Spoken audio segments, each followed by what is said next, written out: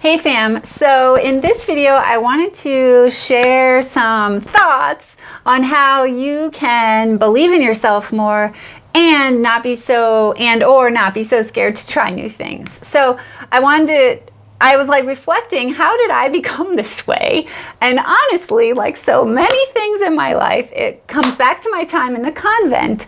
So, and anyone who is a former sister will, I'm sure, agree with me. So, I was a Catholic nun from ages 22 to age 30. So most of my 20s, I was a Catholic missionary nun. Now these were nuns who, they weren't just like cloistered nuns in the convent praying all day, although sometimes I wish that that was my case.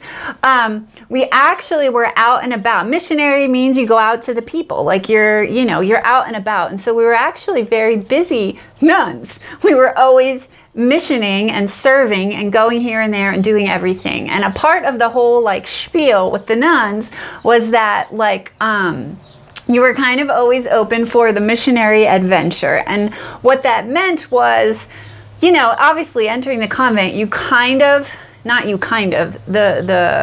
the deal is you go in and everything ordained for you, the schedule, your mission, where you're serving, what types of things you're asked to do, are basically God asking you to do the things. And so I know that can get like out of hand, and it does get out of hand. But in this case of learning skills is actually can be very helpful. So I was in there for 8 years, and there were a jillion things that I was asked to do that I had never done before in my life. And I'll give you some examples in a moment. And all of us were, whether you were only in for a few months or you were in for many years like myself, I'm sure every servidora or servant of the Lord could say, yeah, I was asked to do like shit I'd never done before, nor would I have ever thought of doing or thought I could do, right? But because you're in this mindset of, well, God is asking it of me, they always would say, like, God's giving you the grace to do this. Like, you'll be provided for. Like, don't worry. Just, like, trust that you'll be provided for. And so that's kind of ingrained in you. And literally, 9 times out of 10, it was all fine. And you, like, figured out how to do the thing. You didn't die, and it was okay. So spending 8 years doing that, you kind of become a little fearless in many ways of like, you become very resourceful, you become kind of scrappy about figuring things out, and you just know that if you work on the thing or you jump into the thing, again, like 9 times out of 10, you're probably going to figure it out. It might not be as amazing as, someone who's been doing it for 10 years or someone who was trained in doing it, but goddamn, you're going to figure it out, and you usually did. And so some examples of that, and I'm sharing this story not because necessarily it's a convent thing, but because this is a big part of how I got over the fear of trying new things and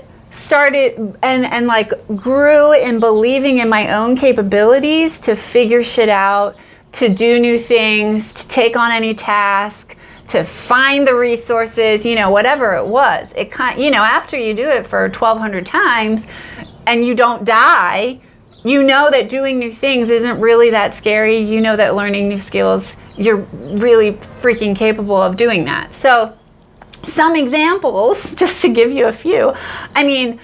Driving in New York City, I remember like the very first week of living in Harlem, I had to take a sister to a doctor's appointment, a sister who didn't drive. Many of us Americans were the drivers. The order came, long story, but many of us Americans were the main drivers because many other sisters and priests came from another country and may not have had their license.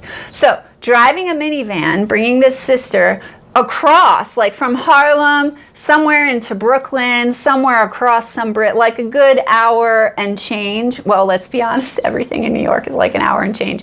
But finding a doctor's appointment, this is like old school GPS.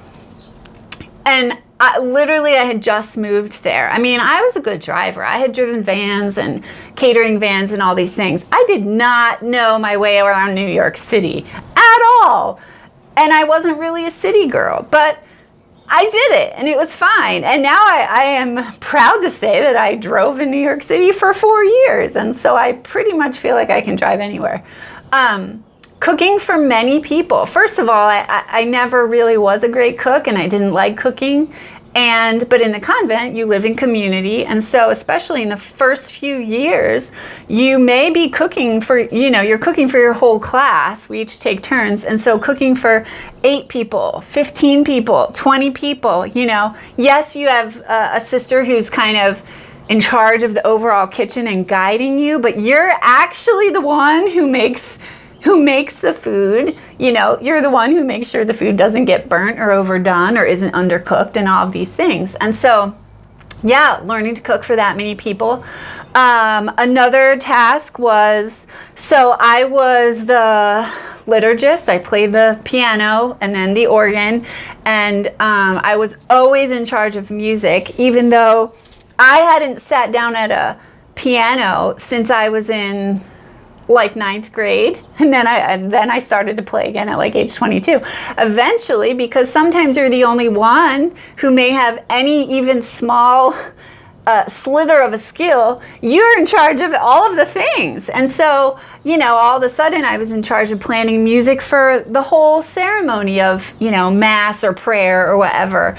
I was in charge of writing music and psalms for things, and teaching sisters to sing the psalms that I had written. And it's like, you just figure it out. And in Spanish they say, or at least in Argentinian they say, like, you toca la guitarra. You like kind of just like play it out a little bit, and then most people don't realize that you don't really know exactly what you're doing, but then eventually like you're fine and everyone's fine. And so just toca la guitarra, like that was a phrase that we all use because it's what a lot of us did most of the time until, you gain your traction and you actually like can refine your skills. But, teaching, like I said in another video, I had never taught anything before. And as a missionary, they just throw you into classrooms with a bunch of kindergartners or perhaps with a bunch of adults. And you got to teach about, Jesus or about the Bible or about the gospel or whatever the freak, and you're just in front of people and you just learn. Oh, that was another thing.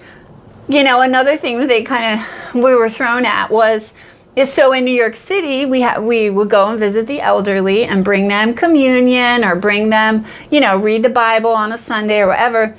Navigating a list of apartments in Harlem of, where elderly people lived, and like going and finding those places in the city, walk by foot, walking as New Yorkers do, walking by foot, finding the apartment buildings, going up in these apartments that, mind you, aren't, don't always feel safe, but I always actually felt safe in Harlem because we wore a habit. I felt like everyone in Harlem loved the sisters.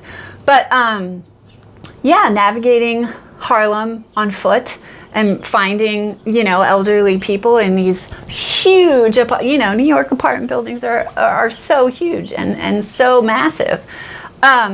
So lots of things, in Guyana, I got my international driver's license and drove a large van on the other side of the road because it's British Guyana and you drive on that side of the road. I mean, so many different things. And so, hiking mountains. I had never hiked before.